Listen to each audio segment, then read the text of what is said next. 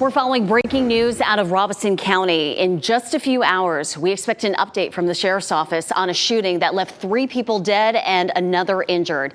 We now know the names of the people who were killed. They were James Beauregard, Sierra Wherry, and Donald Williams. The 4th victim, Equilla Biggs-Williams, is fighting for her life in the hospital. WRAL's Laura Levine is live at the sheriff's office with what we're learning about the suspected shooter who is in custody. Laura. Renee, Robeson County Sheriff Burnis Wilkins will hold a press conference here at 10 o'clock this morning, sharing more details into this deadly shooting, which left 3 people dead, 1 person in the hospital right now trying to recover, and many families mourning. At the time, right now, we can tell you that someone is in custody in connection to the shooting. Take a look at your screen there. This is who police say fired a gun at the victims. This is Corey Leak of Red Springs. Police say after firing that gun, he went on the run. Detectives found Leak 15 miles away in Maxon, where he was later arrested. The shooting scene had a massive police response. Homicide detectives, crime scene investigators, and ATF agents were all there on the scene. It took place in a Red Springs neighborhood near the intersection of Samuel Drive and 8th Avenue yesterday afternoon. According to sources, the suspect is related to some of the victims. We talked to family members at the scene. Devontes Thompson says his uncle and aunt were 2 of the 4 victims. Everybody needs to know what kind of people they were. My uncle was a protector and a lover, and my aunt was a beautiful woman who wouldn't even portray not one person.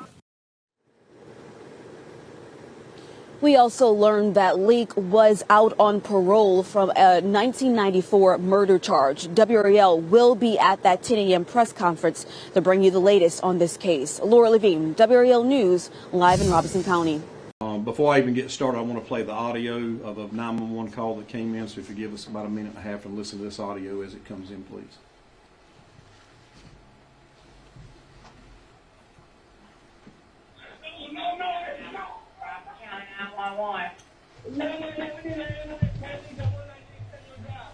What?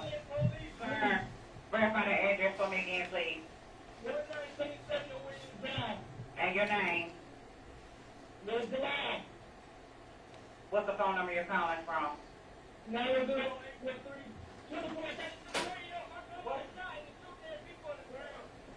say your brother.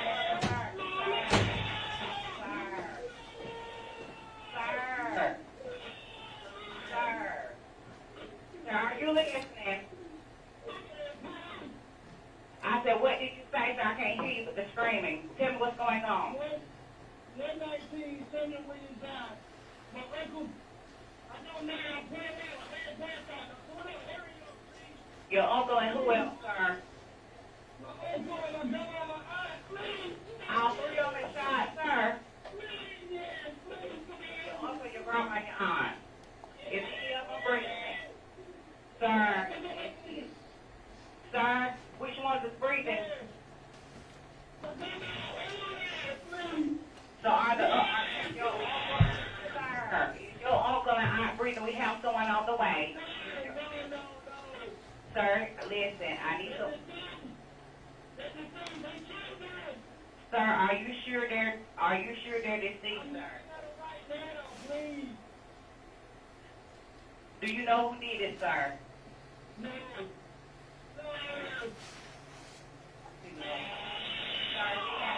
We have someone coming and fast. Okay, that was the end of the call.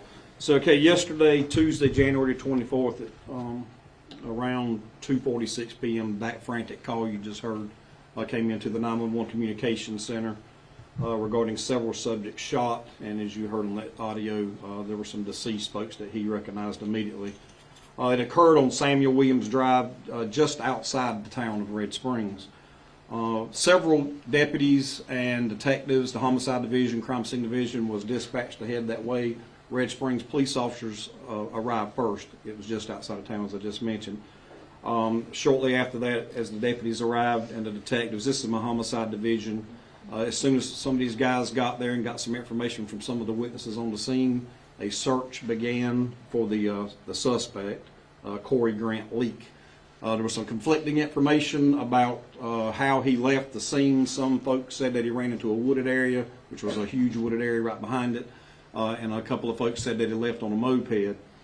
So while the detectives and the homicide crime scene and guys were on the way, we dispatched our SWAT team. I contacted the Highway Patrol and had the Highway Patrol helicopter aviation unit on the way to help us with this search.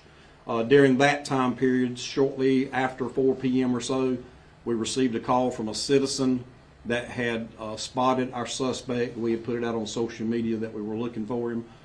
They had spotted him riding a moped without a helmet on Highway 71 just outside of Maxton.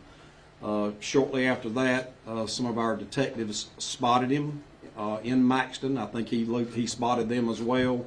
He ditched his moped that he was operating at a local business there and began walking away, and they were able to surround him and arrest him without incident. He was taken into custody, brought here to the sheriff's office, was here for a pretty good while last night, and I will say that he was pretty cooperative with the entire investigation thus far. But what I want to talk about really right now is the victims in this. We had not released the victims' names until now. I know some of you had already put it out. We want to discuss these victims here, because what has happened here is we've taken away basically a family. And the shooter, in this case, Corey Grant, is kin to these folks. And this lady right here is the only survivor that survived yesterday that was shot and was taken to a local hospital. And we are hoping that she will recover fully. She's got a lot to go through. In the meantime, she did receive gunshot wounds. Multiple gunshot wounds. All of these victims you see here received multiple gunshot wounds. Her name is Equilla Biggs-Williams. She's a 71-year-old grandmother, mother, obviously, that allowed this suspect, who was, again, a relative, I think it was her cousin, to live at her home to keep him from being homeless. This is a mother that has lost 2 of her children yesterday. These next 2 photos beside of her are her children. Donald Williams here in the center is a 51-year-old father and the son of Equilla. He was shot multiple times. He actually tried to escape from the suspect as he was shooting and was shot multiple times. Beside of him is his sister, Miss Equilla's daughter, Sierra Nicole Wherry. She's a 34-year-old mother, again the daughter of Equilla. Again, shot multiple times. And the guy pictured here on the bottom is Mr. James Elijah Beauregard. He's a 45-year-old father himself, and he is a lifelong friend of a lot of these folks, but particularly the suspect, Corey Grant Leak. So again, we've lost basically a family here and friends in a small community of Red Springs in an area called the Bottoms. And these folks are very well known in their area and very well respected there in that area. Now let's talk about the suspect. I know y'all were already familiar with him as well. This is Corey Grant Leak. He's 46 years old. What's disturbing about Corey is he's 46 years old, but he has spent over half of his life in prison. He committed a murder in 1993 and was arrested for it and spent time in jail until being convicted and sentenced to a life sentence in 1996. He was released from prison in October of 2020 and is under current parole through 2025. Now, this is a situation that I've talked about many times before, even as recently as another couple of murders that we had earlier this month. This is yet another example of a convicted felon that's walking our streets. And when you do that, those pictures you just seen is what happens. And that's what disturbs me about this whole situation. I know a lot of folks want to blame law enforcement. A lot of folks want to blame the criminal justice system. I think it's quite obvious where the blame lies. We're doing our job. Folks, we're doing our job. I'm just asking others to do theirs. Had this guy been locked up like he should have been, none of this would have occurred. If that guy will shoot his own family members, just imagine what he would do to you and I. I mean, that's really what you got to think about here. So the investigation continues, and we're asking the public, particularly those that are watching these newscasts, this family needs help. This family probably needs financial help. This family needs your thoughts and prayers, and anyone that knows this family, or you'll probably see some funds, GoFundMe type pages popping up, and all these folks need help. They're not going to be able to get through this alone. And law enforcement, we're going to stand by and do everything that we can. I do want to thank my homicide division guys. This is some of them. There were probably 30 or 40 deputies out there all night last night working this crime scene. It was a huge effort. We were also assisted by alcohol, tobacco, and firearms special agents. Again, the Highway Patrol, Red Springs Police Department, and Maxton Police Department assisted us with the takedown of the suspect yesterday. So if any of you have any questions or anything, Yes, Sheriff, yes. what is the motive? I know the investigation is early. What is your sense of a motive for the shooting? Okay, I saw some information was put out there about it being drug related. Our investigation shows no drug relation at all. It was over supposedly some missing money, and there was an argument about who took his money, and he just lost it. It's my understanding the money was drug related. We had, not according to his statement and some others there, but it is money. And what type of caliber weapon did he use to shoot somebody? We're not sure of that yet. Based on witness statements, it was a handgun. So have you recovered the weapon?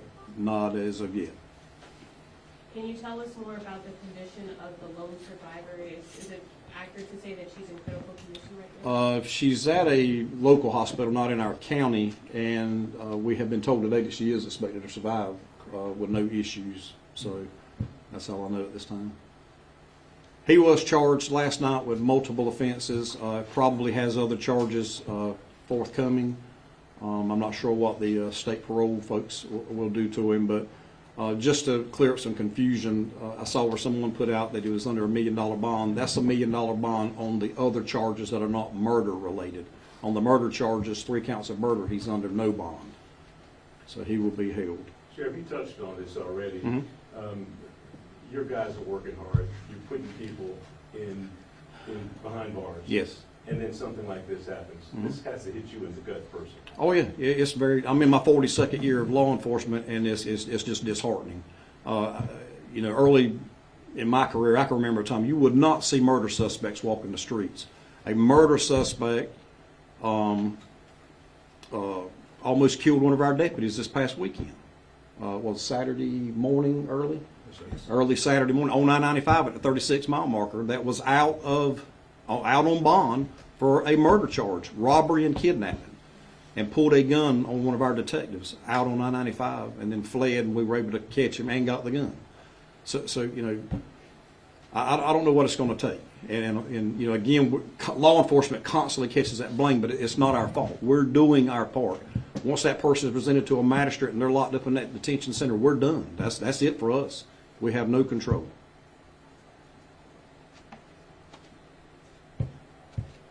Any other questions? All right, thank you. Thank you. Can we get up and listen to the audio again? You want to hear it again? Yes, sir. I'd like a copy of it.